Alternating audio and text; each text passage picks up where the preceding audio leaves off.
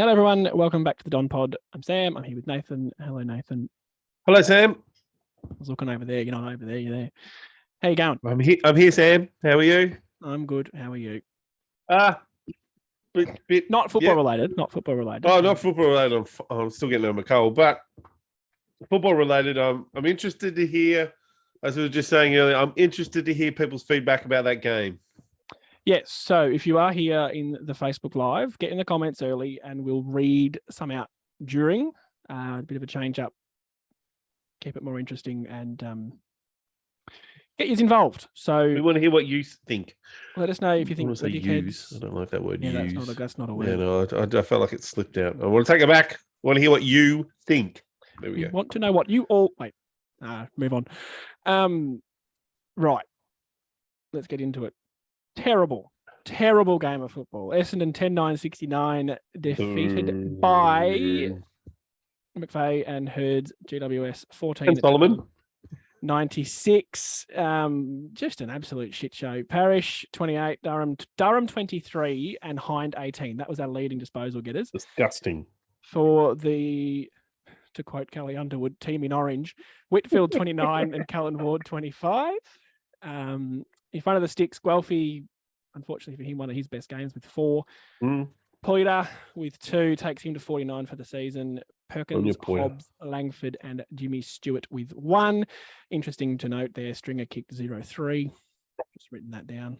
I did have him for, I know we're not talking about gambling, but I did have him for a bet for 3, so I was a bit frustrated. We'll get to that because we've got a couple from this weekend. Again, for the Giants, Hogan 4, probably best on just about. Green 2, Caniglio, Whitfield, Bruin, Himmelberg, Kelly, Lloyd, Perryman, Ward 1. Yep. And breathe. I didn't like it. I don't know where to start. It was pre-buy football again, if that's the right term. Did some research. And love a bit of research, Sammy. There's a couple of stats I'll roll through in a minute, but the one I want to mention now, 38 inside 50s. That's disgusting. Is our lowest for the season. And you think about that Sydney game, you think about the Freo game at Easter. We had 39 twice, but never 38. So, and we've been telling ourselves, since Langford's back, Stringer's back, we've got all our play, Now I know Shield and not Merritt. Who was the other player? Parish came back. Parish was on. No, there was someone else out from the weekend. Who got injured last week? Oh, Caldwell. Caldwell, thank you. So Shield and Caldwell were out, who are important players. But, to have 38. What pissed me the fuck off? Samuel. I don't understand it. I don't understand it from any angle. Like, for one, we didn't try to move the ball with any sort of similarity to how we've done it for the past 6 weeks, we'll say, until it was too late. We tried to get it going late, but until there was 5 minutes left and we were 7 goals down, we didn't really give it. Nope. It still looked like we were trying to defend early in that fourth quarter. Yeah, and that's the next bit. I don't get 18 blokes behind the ball. Generally, we had 17 inside their defensive 50, and it happened at least 3 times where they managed to get the kick to Hogan, who somehow got isolated against Zerk Thatcher, and he's able to take a one-on-one mark. What is the point of having 17 blokes inside the 50-metre arc when you give them a one-on-one? Mm-hmm. It looks like players are still struggling between when to zone or play zone defense and play one-on-one defense. And they looked like really selfish players Saturday, who were more worried about their direct opponent and what they were doing, and not the team. And trying to help out, especially Zerk Thatcher, who I still thought was close to best on ground for me.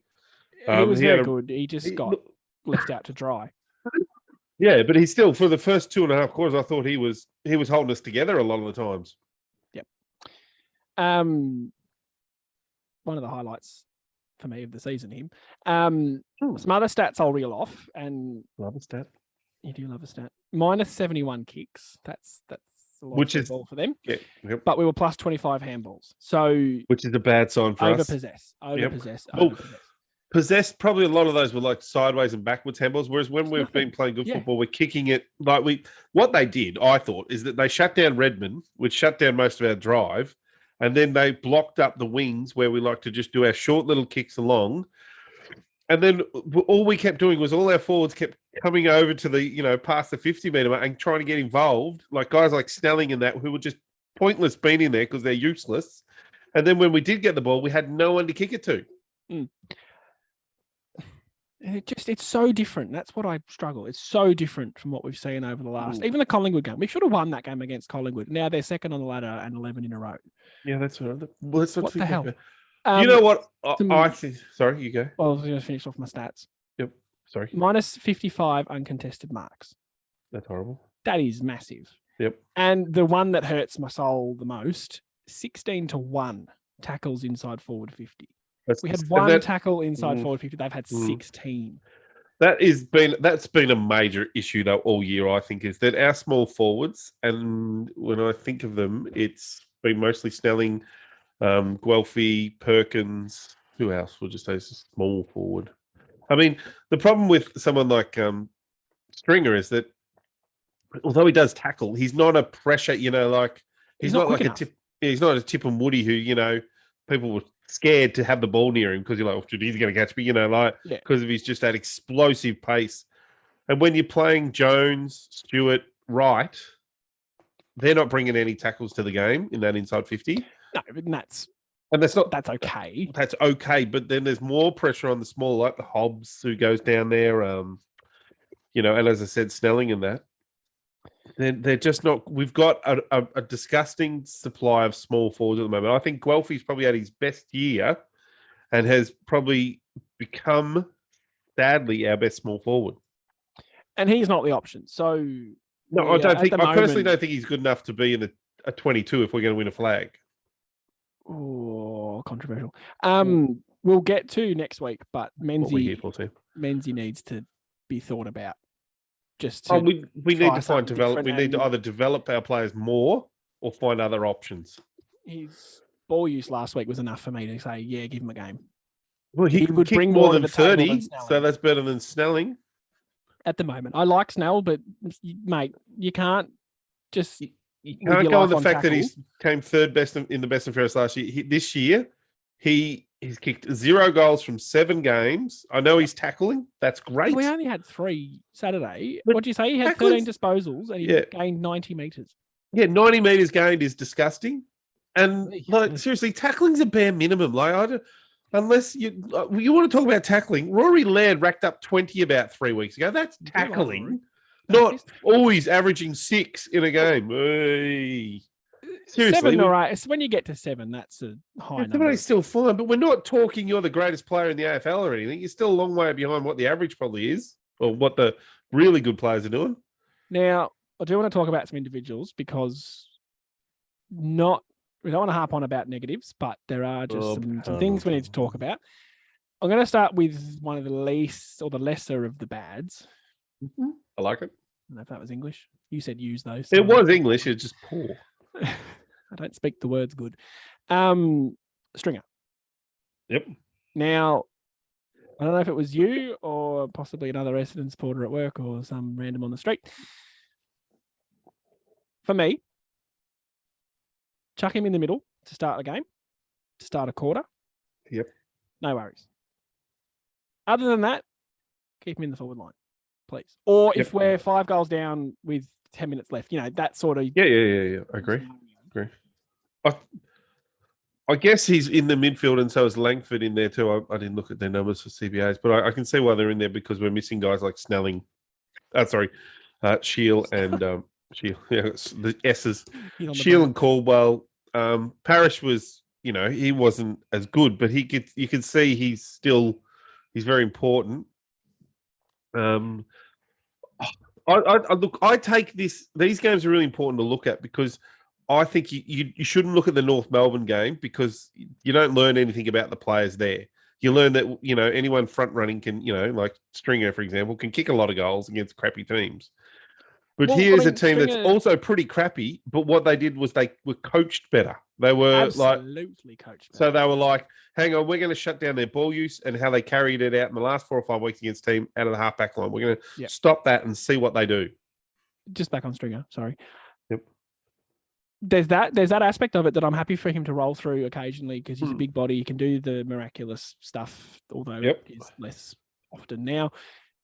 But someone, Truck, probably, needs to grab him at quarter time and say, bro, you're not invincible. You're not going to bust through 38 tackles. Use your teammates. When you see an option, give it. Well, what he really should be doing to be a better player is he should realize that the opposition come to him when he has the ball. And that's when he should be looking. Have space. Yeah, that should be creating his teammates space. And then that's when he should be giving it off. But look, you get this. I think this is the Jake Stringer show. This is, what you get. That's the problem, isn't it, though? Is that we just accept it because that's Stringer. Yeah, because last week he kicked one miraculous goal next week, and we'll go, oh, what a game. He kicked 5 goals last week. Was it 5 against North? Yeah, I know. But this is what you get. Like, he's going to go, I'll do it again this week. Yeah. Just rein it in. That's all I'm saying. And just play him a bit smarter because he's not a permanent midfield. I don't look. One of the things that frustrated me a few weeks ago was Hine came off after giving away a 50. We'll talk about Hine now. Good segue. Well, he came off a couple of weeks ago and after giving away a 50, he sat next to Truck on the bench, and Truck looked like he wanted to say something to him. And it looked like Hine just sort of ignored him. Yeah, and it was exactly that. Yeah, and I would have, after the game, I would have ripped shreds through him. I would have said, mate, don't you ever can dare look away from me. This was last week against North, and it was literally like big scary dad. Yep. And a 10-year-old boy. A 10-year-old boy's just, I don't know, stuff you. Dog or something, who knows. Mm-hmm. And dad's just giving him the eyes, and Hine did not even look. Mm-hmm. And then Hine's performance this week, I thought he's a guy who, look, Hine, he's a guy when he's got the ball, he seems to be the quickest player on the field. But when he doesn't have the ball, God, he looks like his hamstrings are busted. Or he's running in mud. Like, seriously, his effort sometimes is disgusting. Yeah. And the other issue, and we touched on this last week, and we got a few comments saying, nah, he was good. Again, his ball use, when he had it, he'd go for a little sprint, leave him in his chemtrails, as the dickhead Dwayne Russell says, and then fuck up the disposal. Yep. I'm more of a fan of, personally, what I think is better for and is harder to tag to a degree is Massimo D'Ambrosio type player who's really, really good by foot. So Ambrosio can just get the ball, take a couple of steps and kick and move the ball 40 meters up to an option. Whereas Hine, his way to get the ball up the ground is to run. Now, if you've got someone tagging that, like what happens to Sard in Carlton games, excuse me, they put pressure on him and tag him, and then all of a sudden Carlton lose a lot of that drive out of their back half. And it's really easy to tag or to do. We talked about this earlier, that one of my bugbears, I don't know, 2 or 3 years ago, was that McKenna and Sard were great players and played their role well, but their best attributes was that they were attacking. And by nature, they're defenders. Well, and the way they attacked was at running. We've got this same sort of scenario. Red Dog, I think, is a little bit more defensive than both of them, but still gets high up the ground. Yep. And Hind, love the guy, but very one-dimensional. Well, I think you can have one, but I don't think you can have two, is my problem. So, agreeing with what you're saying, maybe the way forward, at least for the next 2 weeks, there's only 2 games left, is Redmond. He's without doubt one. And possibly best and fairest at the moment. Yeah, well, I agree. I think Hines should get a little rest for a couple of weeks and sort of go back to the VFL and just see if we can get a bit of an attitude adjustment. Because try him as a forward, do something different because he's not. I don't mind that idea either. Because we need a small forward that can run and put pressure on when we don't have the ball. Because he can't run that quick when he hasn't got the footy. That's true. Actually, don't worry about that idea. Just send him back to the VFL. Yeah. By the way, Kyle Langford, I don't think he's up to playing midfield football. Nah, he hasn't got the tank. Well, he hasn't got the skill set to play. He's a better wingman than he is an actual midfielder. Yes, agreed. And his most damaging asset is that he can kick goals. Well, So- he's very good one-on-one because he's tall. He can outmark an opposition Lovely wingman. set shot. We know how I like Beautiful set shot. Beautiful kick. But I don't think he's that quick. Like, he's not quick off the mark, or he's not quick with hands, or quick, like a merit, quickly onto the boot and hits a, 15, 20 meter sort of pass, by foot. Yep. I want to talk about a good. Yep. Now, we do plan on doing a bit of a season review, but Yep. I want to talk about Peter. Yep. On the day, 2 goals. Yeah, it's fine. Probably both in the first half, so a bit to fade, but 49 goals for the season. Awesome. Danaher on the Coleman? Third or fourth? Fourth. Danaher once has beaten that, and we haven't had that many goals in a season, and I don't know this for sure, since Lloyd in 09. I reckon that'd be about right. I wouldn't. So that's massive. And Pete, who wasn't getting a game at a pretty shit club at the time, just love it. I really do. Any comments regarding any of that sort of stuff? It's been a whopping total of 0 comments though so far. People. There's 11 people here. One of them is probably me, to be fair. Well, now there's 10. Get in the comments, please. Well, I do, just on that, Peter, right? I do think, like, Gold Coast are funny because that Mabio Chol, I think, has kicked 43. He's up there, yep. Yeah, something around there. Maybe before this weekend, it was something like that. That's a standard money ball scenario too. Yeah, but you've got to. There's players out there like, and I think this, not to 43. Go off target here, but I don't think Collingwood are going to get it right if they spend a lot of money on McStay. I don't think he's the right guy. I think he could probably kick.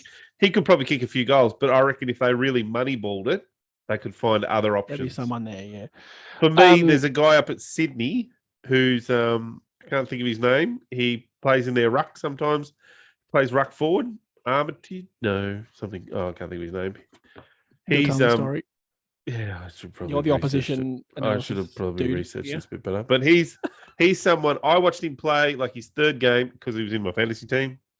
I watched him play the third game, and he took like mark after mark all over the place and kicked 2 goals, 2 or something like that. And I thought, oh yeah, he's a shout. And he's just not getting games up there. Like, he's playing their BFL because he's behind like Sam Reid, Buddy Franklin, that McDonald. Yeah, Collingwood. If you want to just have one tilt to the flag next year, assuming they don't win it this year. Yeah, Buddy. Well, Buddy or Josh Kennedy, just a casual, 7 goals in his last game of football? Or the other Josh Kennedy. There's only 2. One's a midfielder. Yeah, I don't really think he's going to solve any forward issues. Well, no, but did you see he busted his hamstring again in his VFL return? I think it was the other hamstring, so his career might be done and dusted. Okay. Anyway, that's enough opposition talk. Sorry. For one podcast. We lost more now. We're below 10. 13. It's gone up. Talk about the opposition because they're better than us. The other obvious good is Mr. Welfie. Well, the peroxide guy who's not even peroxide anymore. I just seem to only know him as Peroxide Man. 4 goals from 9 touches. What I like, he's one of the goals he kicked. He was probably 20 out. He had Hayne coming across his boot and he just dribbled it. It was just smart. Yeah. Just a little bit of IQ goes a long way. We talk about like Zert Thatcher taking big steps this year. Mm-hmm. I think we can put Matt Guelphy into that category. Now, he's up to about 70-ish games, I'm guessing, Matt Guelphy. Stop asking me questions. The answer to, told you this. And so it's probably taken a bit longer because Zerk Thatcher, I reckon, would be in 30 games at the most. 81 games. See, for me, that's too long, personally. That's nearly 100 games. Something. He's played nearly 100 games of football, and he's still, you would rate him as, what? I like him. You don't. Well, you have a hard time. It's not about like or dislike. I'm just saying I don't think he's been good enough, and, this history has shown this, to be in our best 22 for a long time. But this year, he has played his best football. Yeah. Any other negatives, positives, anything else you want to mention? I thought Sam Draper got touched by Bruce. Yeah, he did get touched. Up. It was a shit game of football. I really did not enjoy watching it. It got home just in time to turn it on. I was so excited. Then I heard Kelly Underwood's voice, and then we lost. It was It was reminiscent of the rubbish we have played against the Sydney and the Geelong and the pre-bye games. It was just we couldn't move the ball forward, and we just seemed to defend like a bunch of spuds. The other thing, actually, I want to quickly bring up: Yes, please. we've got a couple of players who may not be the smartest in the IQ football department, because I don't think they realise that you can, when you're within 9 meters of the goal, you can rush it through for a point. I don't think a few of them know that. But they a few times we just I think it was Kelly. He tried to handball it to someone when he basically just handballed it over the point post. And, he wasn't even, and he was like a metre out. Yeah, and the umpire wouldn't have called it against you. They don't. They would say, "Yeah, you had pressure there, buddy. You were shitting yourself. You could have just went that way, and you would be fine." I also want to talk about one thing in particular, only because I think it's interesting. Not that I'm complaining about what happened. It's just an interesting topic of conversation, and that is the James Stewart mark in the defensive goal square and Toby Green spoiling and then soccering a very, very good poacher's goal. We spoke about it today, and it's an interesting one because the umpire didn't call stand. The umpire should have told him to get back to the 9. He didn't really have time. I'm on the fence there to say, Stewart, just take a second.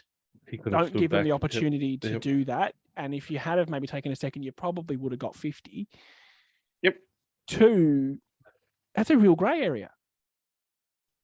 So if I get in and do something stupid before the umpires told me to do something, i.e. stand, whatever, I can do it. So I just got to be quicker than the umpire.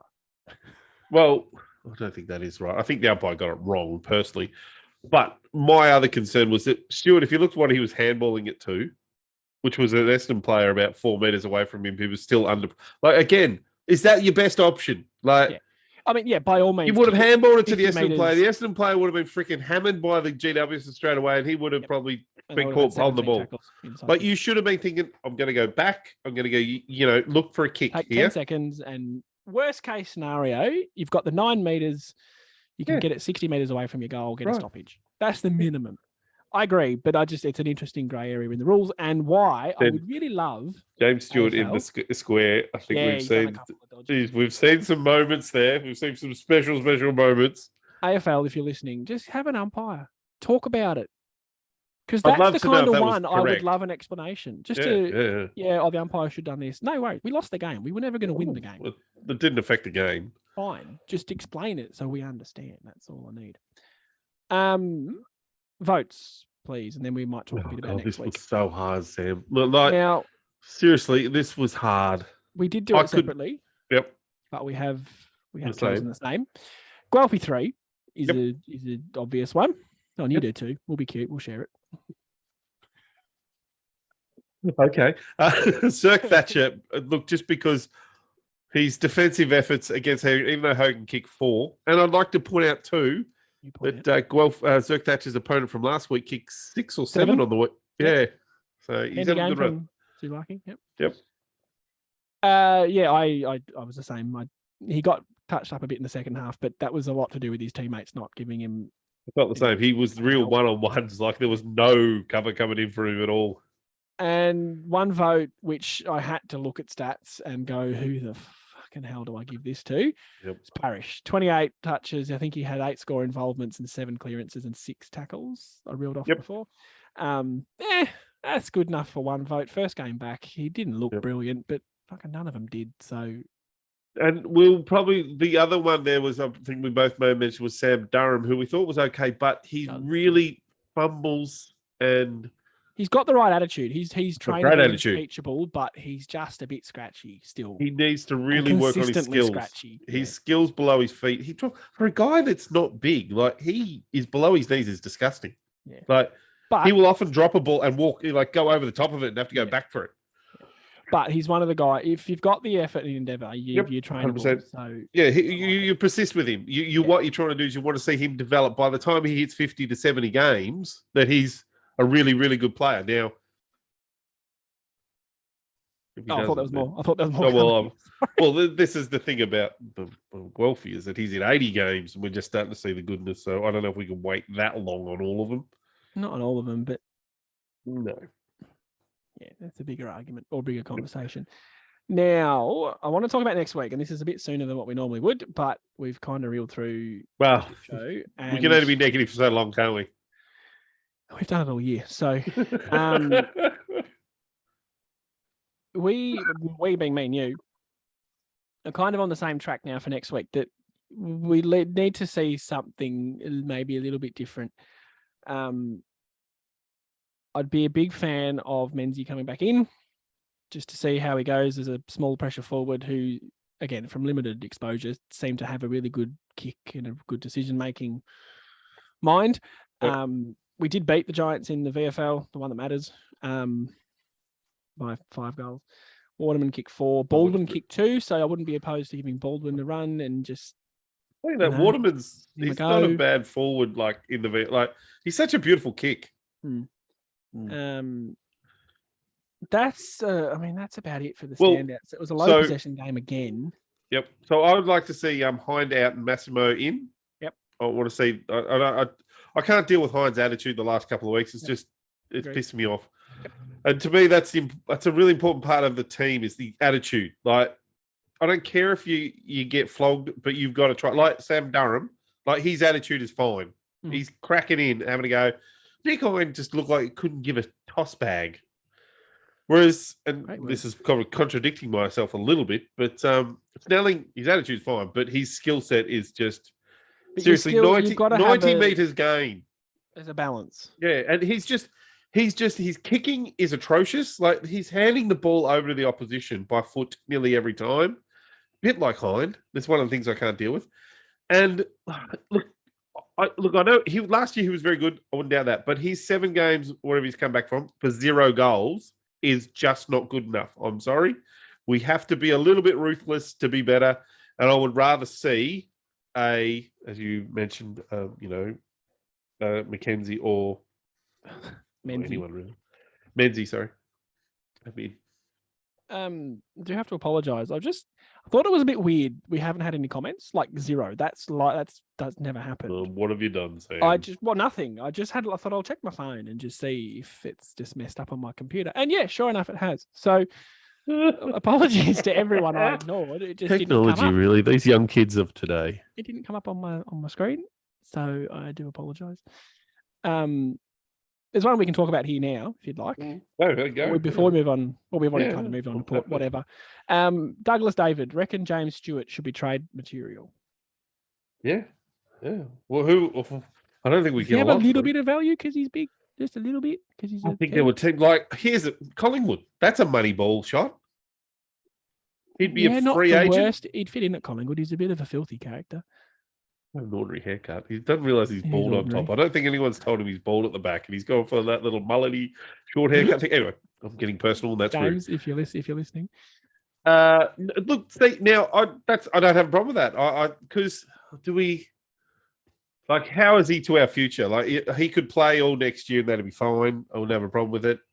But yeah, if we could get something decent for him, then I personally think that's guys like Francis, who played in the VFL, he still looks so talented to me. Like, I watch him play and go, geez, you're a good player. You should go to a club where you can succeed. Yeah, he's got to be looking at going. I wouldn't blame him. No, he should go back to Adelaide and try and get some footy back there. I heard some discussions about Langford during the week, which I thought was really interesting. Really good. I don't know. I mean, it's unlikely. Any other comments that you want from your? No, I mean, there's a lot just sort of talking about what we talked about, Yep. If we'd been up to date with it, we would have been having a choice. Yeah, again, I'll try that again next week. Probably not a listener to the podcast, but you're in the Twitter sphere because you're a bit older and that's what you do. Yeah. I don't have Facebook, at least. You're on Facebook. Yeah, doesn't matter. An Essendon supporter, I won't say gentleman because we don't know, suggested, now you can probably tell the story better, suggested we trade or think about trading or making a tough call, and the example he gave was trading Langford. Yep. So he was more about just the idea, like he wasn't saying Langford shit, you should get rid of him. He was saying, what's people's thought on someone like Langford? His numbers, well, this year haven't been very good. Last year would probably be, I would assume, one of his better years. And I was like, it's a great conversation.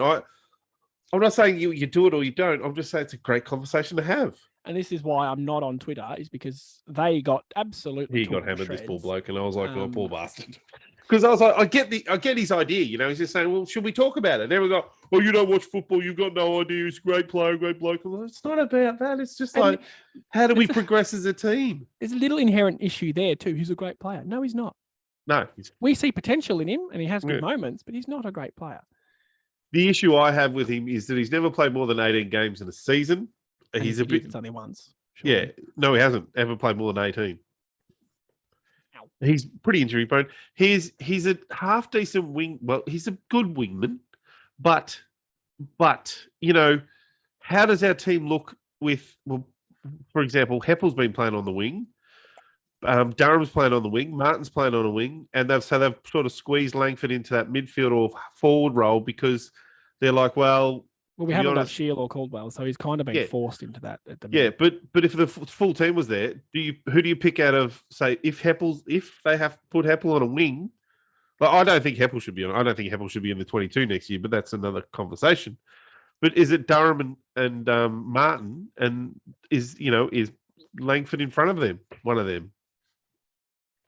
It's a good conversation, and I'd like to know, we won't go too much into it now, just in the comments, put your hardest hat on. Who do you trade? What's the biggest tough call you could make to say, you know what, we could trade him, get a few decent picks, and would be okay? Or is it? I don't think it's two for me. It's not just about getting a few decent. It's like, who do we have that's not like? I personally think that guys like Shield, Parrish, and Merritt are not replaceable, like with 18-year-olds, because, and you could say the same for Langford because he's a big body, he's 6 foot sort of 2 guy, but he's got other guys down there that are competing for his position and could be better. Whereas I don't think Hobbs might be up with those guys in a few years, but I still haven't seen the kicking skills from Hobbs that I want to see. Caldwell, I think, will be there. He does a lot of good stuff. So. Yeah, I think Perkins could be moved into the midfield in the future, but he's still got to build his frame up, and he's probably Tank is a long way off that role. So, it's a good conversation. Yeah, that's all I'm saying. Is it who is replaceable and who isn't? Yeah. One to have in the future, not tonight. Can I please have a tip for Port Adelaide Sunday at Just the tip with Sam and Dave. It's been so long since you've done that. I know, I missed it too. I haven't. I really can't see us after that performance winning a game for the rest of the year. Okay, that wasn't a tip. I'll go Port by 30 points. I think we'll bounce back and lose by less. Bugger it. Don's by 15. I hope we'll bounce back, but one of us have to be positive, and Port are a bit meh. So GWS. Okay, us by 15. I'm sticking with it. Well, that's fine. You stick with it, buddy. The other I don't know, it's important thing or interesting thing is that I think we've got pick 6, which will push to pick 7, but Adelaide have got North Melbourne this week, and if they win that, will pass us. So we can still get pick 3 or 4. Well, we won't get 3 or 4. At Geelong, we're a game in front of the Giants. They'd have to win their last 2, and they've got so they've got the Dogs this week, so they're not probably going to win that.